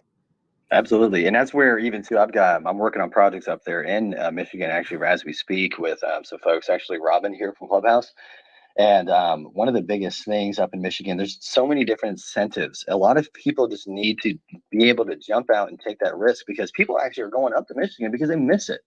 People are traveling back up to Michigan because they realize like, holy crap, this place has been abandoned for so long. And so when you have a home there, they're offering so many different incentives and you can get land for practically nothing. Some are even for $1. And then what you can do, you can hold it for as long as you want to. And two, there's land, being able to get financing on that to be able to build out the development on certain degrees, making sure that you have, like Don was saying, you have the utilities there already. They're looking for people to step up. They can't do it themselves. So they're waiting just like any other municipality, no matter what it is, they're waiting for people who have a vision, the gumption to step up with being able to have a plan. And then that way, because here's the thing, when you take the angle, and this is very important, when you take the angle of tourism, then everything else just falls right in place. Because then you're able to cover exactly, hey, these are the people I'm bringing in. These are the folks that I'm that are going to be touring. Like this is the overall purpose of it, and this is the numbers that we're going to bring in, tax revenue, so on and so forth. And I mean, it's going to help to revitalize Michigan one piece at a time. Because even too, there's a lot of places that are just that need help rehabilitating, regardless from water supply and so on and so forth. And so tackling all the other areas that are really to help bring them up and shore them up is going to help waterfall all over. It's going to help do a domino effect over into those other places that need revitalization. And that's where a lot of things that are, the stereotype up of Michigan is that it's all crime ridden and everything. It's really not that bad. There are places that are terrible, but it's because of the poverty and some of the issues that are going on. And so if we can work from the outside in and go really just revitalize and bring life back to it. That's where we just one spot at a time, because people are going back up there. And that's how the numbers do make sense, because people are very hungry to go explore. And that's where that's where it gets really fun, because then you become a proponent. You get right in the middle and you provide the solution, and voila, there's capitalism. And that's what's really unique about it, because they're offering so many different incentives for density incentives up there in Michigan. And that's where even too, like just even to make sure like green incentives as well. And so we can add solar panels on these containers as well. Just even too, there's we are in talks with Moses West Foundation as well for like creating drinkable water out of humidity in the air. And so it's like if we can create different like awesome solutions to help with sustainability, we're truly making an impact instead of just saying, okay, cool, this is what we can make money from. It's also mission driven as well. Wow, wow, wow. We have a new person on the stage, Miss Lakeisha. What's going on with you this morning? And do you have a question for us? Hi, good morning. Thank you so much. Very helpful information. I was just going to ask, with this being like a newer business model, I guess, is it considered a high risk industry? And then as far as banking and as far as funding and traditional banking, is that normal, or is it just more of a non-traditional route when you're providing lending? Yeah. And then, can you hear me? Yeah, you're fine. I'm tracking. You're good. Okay. Okay. Should I continue, or I'm sorry? No, just Okay, go ahead. let's do one or two questions at a time. Then we can come back and get the rest of what you have. So, Okay. can you handle the first part of that, Jeremy? Yeah, absolutely. And so when it comes to any kind of lenders, I started Tiny Home Funding LLC for this exact reason. Because when it comes to wait a minute. Wait a minute. So you have, not only are you building, but you have in-house financing as well? Correct. You mean even for business models? So somebody wants to start a business, you can handle that too. Yep, commercial real estate and business purpose lending. And so, okay, and I know this is going to be crazy. I'm going to ask it anyway. So you obviously are not biased against this business model, and you can get people funding. Absolutely. All right, go ahead. Okay, go ahead and finish. I'm sorry for breaking in. Go ahead. So the biggest thing when it comes to having things packaged and positioned for the lending to get approved, because there is this very new, a lot of lenders out there, they don't want to sink their teeth into it because they want to have models out there to compare it to. So there's a lot of traditional lenders that won't do it. And that's why Tiny Home Funding is an alternative lending company, because of the various things. I mean, we just got pulled into, Don, a 9-figure, and I'm not exaggerating, a 9-figure deal. And that's the confirmation I got this morning when I jumped in the room. That's why it threw me off. And because there's so many different ways to approach each project. So that's where we look at getting it packaged up with the right business plan, look at what you can do as far as systems for your own sake, because you have to maintain things. It's not good to do it on Google spreadsheets and everything. Man, I've done full stack marketing for 10 years and been in landscaping for 10 years. And trust me when I say that when every single lender that I tell them that I'm putting together everything that I'm sharing with you, they're like, oh, thank God. Because at the end of the day, even though this is new, we're going to pull comparables from either whatever business model you're going to be building out.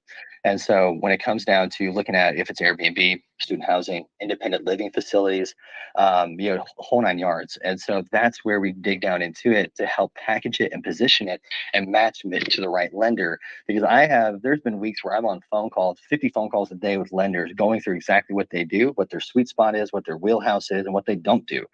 Because the last thing I want you to do is get super, super excited about something and say, sorry, can't get done. And then you're like, and so, yeah, there's different projects that will call for a conventional loan, a construction loan, different things that'll call for ground up construction. We've done creative things that we're using, certain things for collateral to help you with your down payment. And so that way you can get approved. And so it's very creative in how we can structure deals. We're even helping with acquisitions on certain things like RV parks and mobile home parks, and helping to help facilitate that. And so there's a lot of ways to structure that. It's a project per project basis. And so that's where we dig into exactly where that's at, location wise. What are the surrounding areas of it? Main highway. There's just so many layers to it that when it comes down to digging into what's going to help it get approved, that's where really structuring it on the consulting side of it to make sure you've got everything you need. There's just so many layers to it. And so, Lakeisha, I appreciate you coming to ask that question, because that's where it's very tricky, because we can configure certain types of loans and then make sure that it actually operates. All right, Ms. Lakeisha, go ahead. What else do you have for us? Hey, Thank you so I want much. to say something else before to make sure he answers her question. All right. Okay, Dawn, what do you got?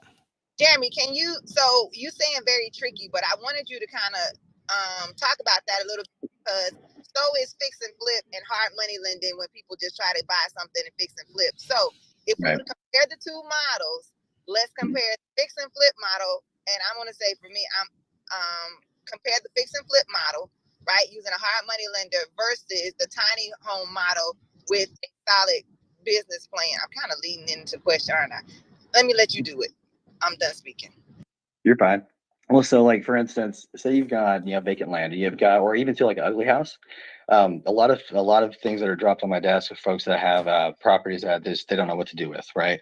And so, for instance, like the most common one, they're buying an ugly house and they want to scrape it off and put a tiny home on it, or they want to rehab it and then add an ADU on the back end of it. And so, say for instance, Don, just like what you're saying, if you want to fix and flip, so we can actually supply the fix and flip loan, and then even to add add additional line item to that for an ADU to help with the expansion. And so, part of with first things first, rehab, break that down. First things first, and then we look at what can we do to help increase the equity in that property, so that way the ARV goes up. The after repair value. Because what happens is if we can improve that value of the home, and just again, it goes from how can we serve as a value add to that property and that existing where it stands and where it's going to go in the market where it's at. And so we can do a fix and flip loan. Sometimes we'll do that, but it's far and few in between. So we'll do that as a separate one. And so they'll rehab that, and then we'll do we'll either do a conventional or construction loan to help with the ADU in the backyard, that, or even to help with say for instance they scrape it off, right, and they just want to start fresh with an existing foundation that's permanent. So we'll look at the square footage. How can we configure a container to match that square footage? We'll do the renderings and lay it out so that way it gets approved by the county. In the city is not impossible, but it is absolutely way harder. And so we just have to make sure we go through every single material restriction, whatever the case is, and be able to really dig in. So that way, everything and under the sun is really pulled together. So that way there's no tear down orders or anything like that in the future. So it really depends on where the status of the project is. So like fix and flip, we'll do the rehab, and then we'll look at adding on either a line item to that existing rehab, or even to, if that's, because a lot of times counties won't allow that, some will. But that's where we'll add either another loan to it, or it's to where we'll have it as far as the expansion of the backyard ADU. And so that's where even too, if we're going to scrape it off, we'll just add it into the exact same loan. So that way it's, that's going to be to replace the infrastructure there. But when it comes to ground up construction, that's where it gets really interesting, because with when ground up construction, meaning that where you have land, you have to develop it and then get that ready, shovel ready. And so with being able to have the concrete pad or just utilities routed to where things are going to go, that's where we just wrap that together in the same loan and be able to walk through that. Because the last thing I want to do is have anybody through any kind of project status say that, because inspectors are a pain. So we want to do as much prefab as we can, and then if it's required to be assembled on site, then fantastic. Then we can actually coordinate with the team there locally, because that's where part of stimulating jobs locally helps out so much, especially with municipalities. They love that. And two, it's I grew up in the trades, and I never want to move away from that either. I don't want to just supply a Lego set and then have somebody risk their life trying to assemble it together without the right training. Oh gosh. But yeah, so with ground up construction, there's a lot of ways we can intermingle that together with the loan and be able to structure it to where it's just the material. The materials being made from the infrastructure is being made from the containers, and that speeds up the turnaround time. And also too, that's another component that helps the lenders really have confidence, because if you can be market ready faster, you can make your payments faster. All right. Lakeisha, do you have any other questions for us? Are we answering your questions, first of all? Yes, thank you. All right. Do you have anything else? The last question was just credit profile, like what type of credit profile do you look at, and then what should your net worth look like in order for something like this to be um, for you to fund it? I know it's all variables based on the deal, but a person that would be interested in getting into it, what should their kind of credit profile and their kind of net worth or whatever the case may be look like in order to even kind of consider it? Wow, good question. Good question. Yeah, of course, debt to income ratio does come into play here, but also too, it's a matter of your credit score around 600, and we can start from there. So it's really not limited. There's a lot of different lenders that have different profiles and allowances for it. So I just shop around to help that come to life, but also too, I make sure that I also help evaluate with that person on that project. Say, hey, this is going to be the best route, and are you sure that you want to pursue this? Because is it worth it for you? Is the goal to like come with no money, close the deal with no money, having out of your pocket for this type of project, or you have the expectation that you're going to have some type of down payment? So just make sure I heard your question because it's a little low on your end. Are you asking if there's any lenders that allow for zero money out of pocket? Yeah, is that kind of Yeah. like the expectation? Okay. Yeah, that's definitely possible. It's not always the commonality, but it definitely does happen. Okay, thank you. And then I'm in banking, and I don't hear a lot about this. How can you introduce this kind of to your community to see if this is something that would thrive or be needed in your community? I'm in the inner city, so we have tons of housing. I know there's a housing shortage as far as based on, I guess, affordability for renting, but just in banking industry, and then just not seeing this a lot in my community, in the urban community. Is there anything I could do to kind of do more research or introduce this, to my kind of to my community or my banking? Yeah, absolutely. There's ways. Let's connect because there's opportunity zones and HUD funding as well to be able to bring that together. And to Utah actually created urban zoning actually officially for inner city Section A for those who are on the 30% AMI and the 60% AMI. So that way it can really help. And we've already, here in Huntsville, the housing authority already checked off all the boxes on it, and we're of course having to go through the different steps on that. But with opportunity zones are very cool to be able to wrap that into it for urban development, but also too to be able to, just anywhere for any kind of ILF, independent living facility, or anything that requires HUD funding. And so let's connect. I can share with you some of the different, different things that we're doing to help go through with that as far as the inner city development as well. So I'd love to connect with you on that. Okay. Thank you guys so much. I appreciate all the information. All right, folks, you've heard it here. Right? This is where we are this morning. We're in the Pill Method Club. You're in the room, How to Pay Off Mortgages in 7 Years. We've got Mr. Tiny Home Plug here. Mr. Jeremy Winger just dishing out the information for us. And we got folks on stage that are asking the questions. And we have Coffee Brown and Norman came up to the stage. Coffee, are you with us this morning? Are you available? Hey, Don, I am here. I am just listening in this morning. Traffic's a little crazy, so I'm going to stay on mute. But good morning to everybody. All right. So listen, you're on my list of people to call once I hit Texas tomorrow. I will be giving you a call. And yeah, I know we're not going to be in the same city, but still, I'm going to be close enough. I should call you, right? I look forward to it, my friend. All right. Norman, how are you doing this morning? Don, good morning, and good morning to everyone else on the stage. I'm enjoying the conversation, and just listening in, it kind of sparked a question for me, so I wanted to direct that to Jeremy. Go right ahead, please. By the way. Okay. Jeremy, so I live in an area where we have whitewater rafting, and we're increasing the tourism, hotels, lofts, things of that nature. And obviously, it's along the river, and so on one side is Georgia, on the other side is Alabama. On the Alabama side, there are some vacant lots that used to be like some law offices and restaurants, and it's been sitting vacant for a while. Have you had any success with rezoning and subdividing lots and using those to place some tiny homes there? So kind of walking back through that plot there, is it a plaza that's there currently, or was it there in the past? Is it like scraped off? Yeah, so one of the structures have been scraped off, so it's just the empty parking lot. And then the Oh, other structure is it's just the land and the building are for sale. So the property values on the Georgia side are much higher and it's much more competitive. But I think on the Alabama side, it's not competitive because um, I think it's serving its highest and best hey use Norman, as you're in the commercial matrix just a little bit. use. You're kind of breaking up. Yeah, I just want to make sure I caught the yeah. question. Listen, Norman, let's try it again. Are you there? Okay, can you hear me? You're still kind of in the matrix. Let me do a Well, quick let me do a quick go ahead, Don. reset, and then we'll give it a try again. Again, folks, you're in the Pill Method Club. Go ahead. We have 18 shares. We have 40 people in here right now, getting all sorts of information on building, developing tiny homes, turning them into an income source.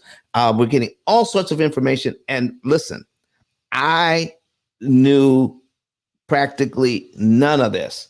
I'm learning along with you. So listen, go ahead and put your comments in the chat, come up to the stage, ask your questions, but please, please, please share the room, join the club, and follow your moderators. All right, so listen, folks, go ahead and we're going to be finishing up here in just a little bit, asking some questions. We're already at 8:37 Central Time, and so we're going to be shutting it down at the top of the hour. And so come in and ask your questions because we're going to end up with getting a tiny home, getting a tiny home business model, getting it funded, and we're going to end up on how to save on interest so that you can borrow the money at a discount and get into this thing and increase profitability. All right. So, Norman, are you back with us? Yes, yes. Is this better? Almost. Give it a try. All right, test. How is this? You're good. Okay, perfect. So the long and short of it is there's some commercial property that's sitting vacant on the Alabama side. And so I'm wondering if we can rezone that and subdivide it and build some tiny. Absolutely. Well, and that's where even too, because it's commercial, that's where I get really fun with it. And we could absolutely on the Alabama side make a motel side, like out of the containers, and stack them too high if need be. And that's where you have your nightly rate, just right there. And that's where it's interesting because with it being, because you absolutely can subdivide it, and that's no problem. It's just about the time. As long as you can weather the storm, as far as how much time it takes to rezone it, cool. But then that way, come up with plans. Come up with the renderings, come up with look at the setbacks for it, look at any kind of easements, etc. To look at after you subdivide it and see what we can do as far as placement, and then look at maximizing the square footage with parking restrictions in place, of course. Looking at what fire code is going to be required for that plot, so that way any kind of adjustments that go into or any kind of customizations that go into the container homes or just the units themselves, because technically at this point they're going to be container units. So that way, side by side, they'll have their full blown bathroom. I mean, they're talking about like a 10-foot by 10-foot, shower. With a full-on sink and toilet, full-on bedroom at the end of it, and that's where we get kind of explore too. We can do it as a double wide. I've got a project actually in Ohio right now. We're doing we're doing 8 units, 4 on top, 4 on the bottom. 4 on top are going to be residential, and the bottom they're going to be office spaces or commercial retail spaces, and they're going to be a double wide unit. So 2 units put together, and so that way it's 640 square foot for each one. So that way it has a little bit more breathing room, and that's actually on the residential one's going to be a 2-bedroom. So there's a lot of ways we can skin that cat and absolutely put feet to it, put legs to it. And so yeah, it's definitely not possible. It's absolutely being done, and it's just a matter of just kind of as you got flushing through exactly the renderings and the site map, and just getting the approvals for it, and just going to work.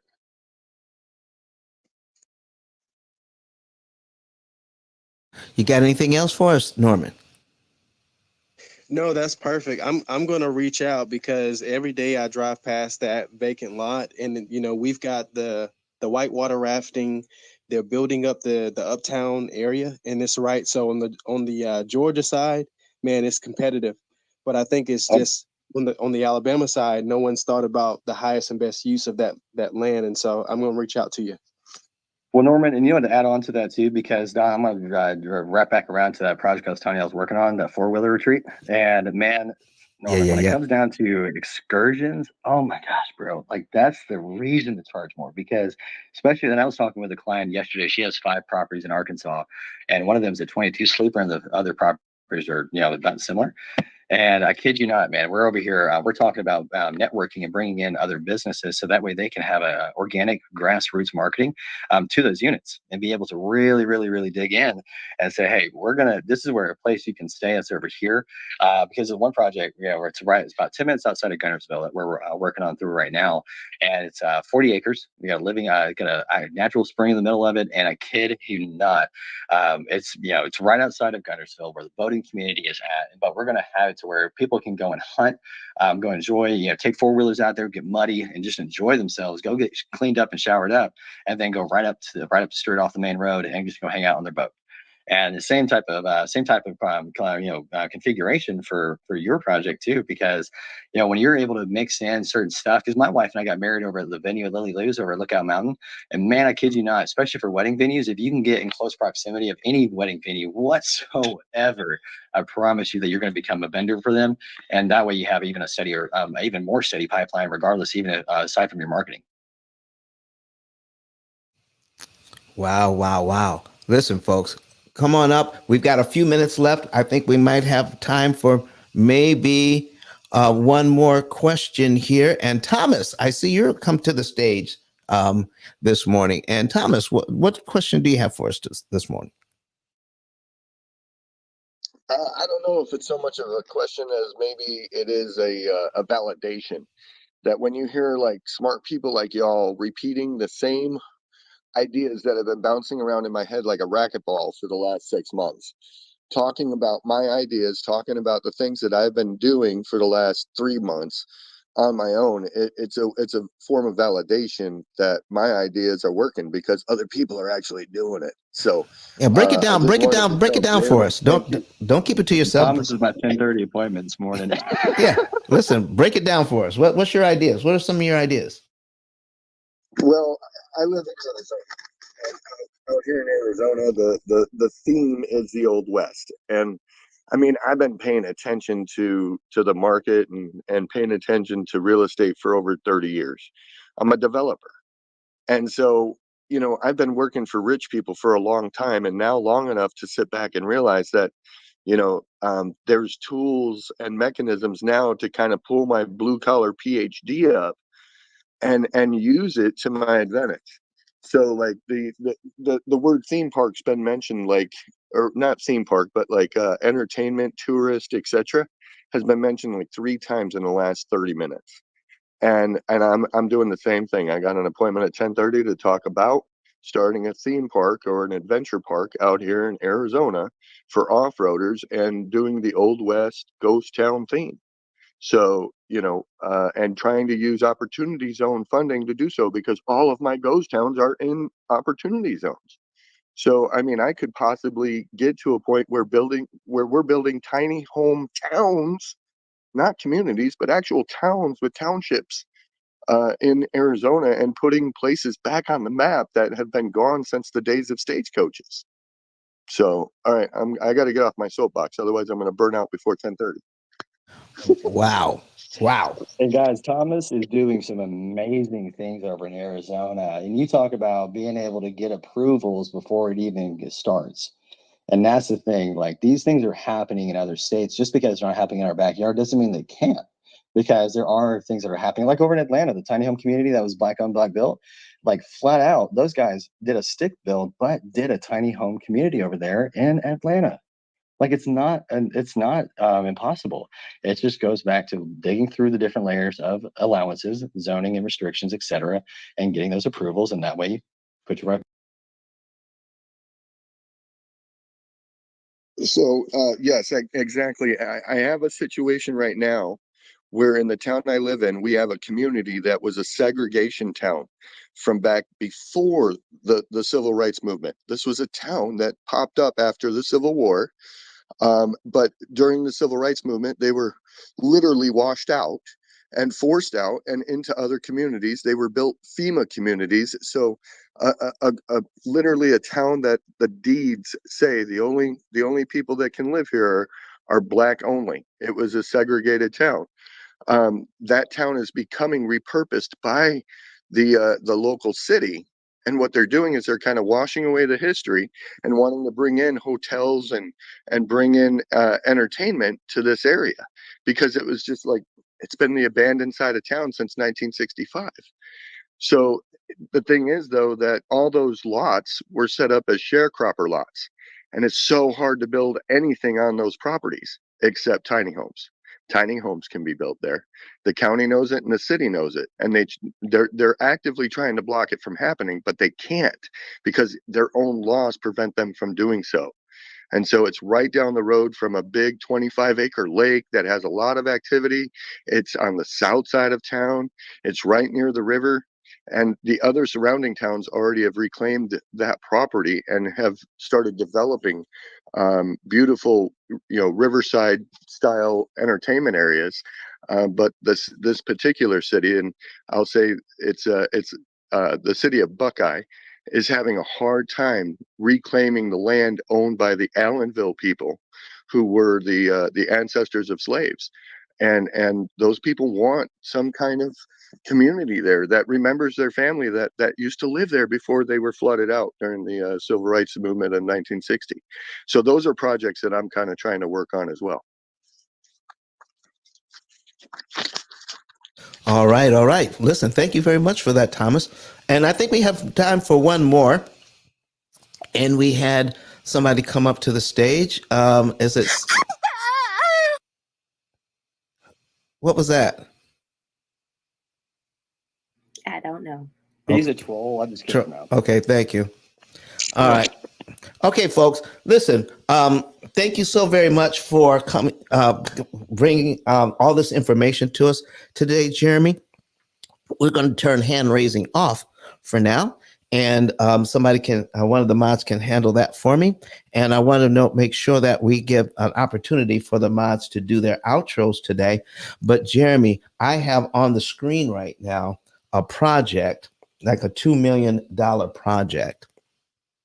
But can we, is it possible that even for smaller projects that like the P.I.L.L method to that helps people to eliminate interest from their loans, can you build this into your projects, whether it's single or multiple homes?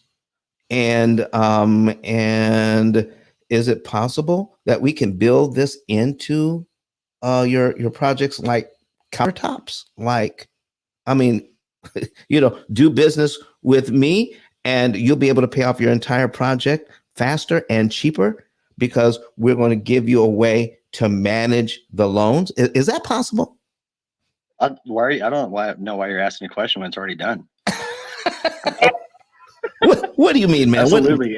What do you mean? Any and every project right now, because I'm going to be pulling you in. I actually got confirmation for a $2 billion project just this morning that I'm going to be pulling you in on. And that's not an exaggeration. So there's a lot, no matter what it is, if it's a single unit, all the way to 100 to 300 to whatever the size of the amount is, does not matter. And that's where your program helps. And I remember too, and I always joke with you about this, but I remember when we sat down at Atlanta Bread Company, almost 7 years ago, and gosh, man, that's when stuff was like Chinese to me. I'm over here, a good old boy, just a good old Southern boy. Yeah, I grew up in the trades, didn't know anything. And man, when I finally was able to wrap my head around everything, I kid you not, dude, it blew everything away. I remember when you helped one of the third generation owned real estate guy here in town help his son pay his mortgage off from 30 years and 7 years. And I was like, is that even legal? And I remember that. And I was just like, I sat back, and no matter what the size of the project is, I want people to be able to pay off the loans at wholesale, not retail. So that way, because the lenders, they don't mind. They want you to come back for another loan. That's totally fine. And that's where, no matter what it is, both increasing profit margins on one side, helping with the infrastructure and sustainability, but also on the back end of it, helping with financing and cutting down interest principal payments with your program is all a la carte. All right, folks, listen, in our last few minutes here, we got 10 minutes left in the hour. I want to thank you so very much for being here. And Jeremy, before we get out of here, I need you to, before I go into my example here, what you were talking about, how do people get a hold of you before people leave? I need that information to get out. How do they get a hold of you today? Yeah, they can go to www.tinyhomeplug.com, browse through the galleries and everything, go to the application, check off all the boxes, and book a time on my calendar. All right. Is that in your profile as well? Absolutely. Excellent, folks. So here's what we're talking about. When it comes to funding, especially if it's for a commercial project or even a residential project, and you want to be able to borrow the money at a discount. We're not talking about the interest rate. We're talking about the interest cost on the loans. And that's one of the reasons why I'm going to be in Dallas. I'm flying to Dallas tomorrow. I speak tomorrow, Friday at 3:30 Central Time. And the very thing that we're going to be talking about is all of the figures that go into making a particular project profitable. Okay. Practically none of the investors subtract out the interest that they've paid on these loans as when they start to figure their profitability.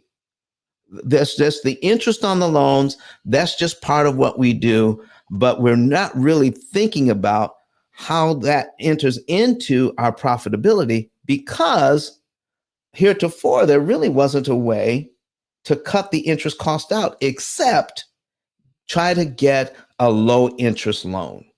And then, maybe even for the time being, while the property is working out to become more and more profitable by being able to charge more rent or getting it ready for sale, then some of these larger projects even go interest only for a time to improve cash flow. So let's just say we can now cut interest costs and then take that money, the money that's saved from the interest, and add that into the figures so that now we can just blow the profitability numbers out of the water, because now we're going to add a new metric. Watch this. Here's a project that's $2.2 million, $2,236,000. And here's what the bank wants on this project. All right, let's go ahead and make it full screen. All right, we're going to make it a little bigger here. All right, there we go. All right, so we're looking at the amount of interest that the bank wants on this thing is $1,123,195. And this is a project that's already making money. Okay, it's already making money. The mortgage cost on this is $14,000. Rents that are coming in are in excess of $50,000 a month. Okay, rents are coming in at $50,000 a month. The mortgages, this is two projects. The mortgages on these properties, they're paying about $14,000 a month on that. All right, but so since it's making so much money, the amount of interest that the bank wants on this over the 25-year period really wasn't the concern of the owner of these buildings, because they're making so much money cash flowing right now. But when they found out that the $1,123,000 that the bank wanted in acquiring these properties can be cut to only $231,000, And we do not, I'm going to repeat this, we do not have to sacrifice monies that are earmarked for reinvestment right away. We don't have to touch those monies. There is a way to do this, to pay the bank back their money in a way that it doesn't impede investment and it doesn't impede lifestyle. You don't have to change your lifestyle to make this happen. What we do is we make it impossible for the bank to charge you all of that interest because we show you how you dictate the timing to give them back their money. When you dictate the timing, you dictate how much interest you pay. Let the bank dictate the timing. Pay us here, pay us here, pay us every month on this date. You are letting the bank dictate the timing, and you're going to pay them every single dime of that interest that they're looking for. Watch this. So when we cut the interest cost down to here, all right, on this loan, do you realize if you needed to do the same thing with a bank loan, your interest rate would have to be 0.67%. That is the effective interest rate by the time the P.I.L.L method gets done with this loan. Okay, $231,000 in interest instead of $1,123,000. Folks, that is an $891,000 interest reduction. That is 79% off. So what I'm giving this owner is after even the loan is established, it's like giving this owner a coupon, going back to the same bank and saying, you know what? I want to cash in this coupon that gives me 79% off of the interest cost that was already a part of the note we signed. Because here's the thing, folks. The note says you must return the money that you borrowed. It doesn't say that you're locked in to all of the interest cost the bank is looking for.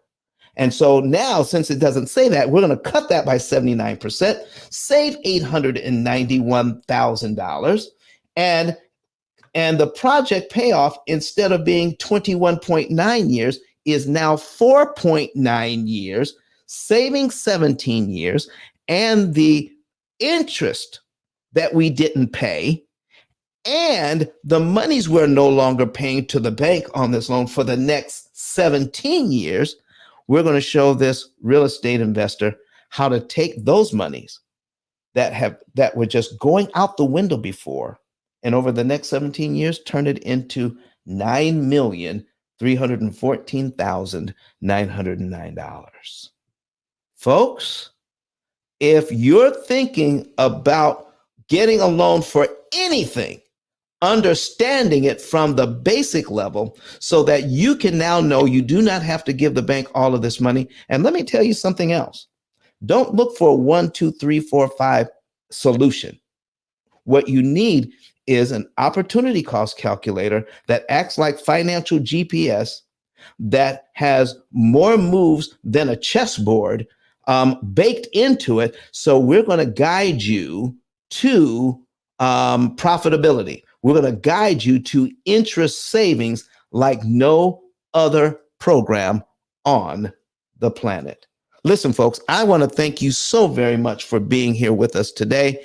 And we're going to give the last word online to Dr. Eric Thomas, and then we're going to come back to Clubhouse after this, and then we're going to do our outros for our moderators. So thank you very much, folks. I'm going to be in Dallas. We're going to be doing the show from Dallas on Friday and on Sunday. So we're going to be doing things a little bit differently, and probably with the sound engineers and everything. But I think we'll be going to be able to do it just fine from our hotel. I'm looking forward to giving you better and even better information and bringing better shows to you so that we can up-level the information that you're getting right here in the P.I.L.L Method Club. So thank you very much. We'll see you on Friday at 7 a.m. And let's go ahead and let's listen to Dr. Eric Thomas. And I'll say goodbye to everybody online right now. See you later. My name is Don Daniel, founder of P.I.L.L Method International, and our team created the most powerful money management, wealth building, debt elimination system ever created. At our recent seminar in Nashville, Tennessee, the keynote speech was delivered by the #1 motivational speaker in the world, Dr. Eric Thomas. E.T., as he's also known, mentioned he paid off his mortgage in 4 years using the P.I.L.L Method. I invite you to watch and listen. Listen to me, y'all. But one of his mentees took us through one of their programs, and I paid off my mortgage. But guess what happened? My marriage went to a whole nother level. And you know why? Because my wife is a security freak. And even when I blew up, my wife would be like, oh, you blew up, but how long is you gonna keep making this kind of money? I was like, I don't know, forever. She's like, you sure? Because I'm gonna keep my license as a nurse just in case you don't. So when I paid the house off, my boy was like, you ain't gotta do that, you can do this. But when I paid the house off using that program, it took the stress level all the way down from my wife because we no longer had a mortgage. Does that make sense? That thing that was coming every month, that was getting on her nerves, we didn't have that no more. And so she was at rest. Did you hear that? No mortgage, no stress. If you would like to become debt and mortgage free within an average of 7 to 9 years by cutting your interest costs by up to 75%, go to pillmethod.com and request a savings and earnings report today.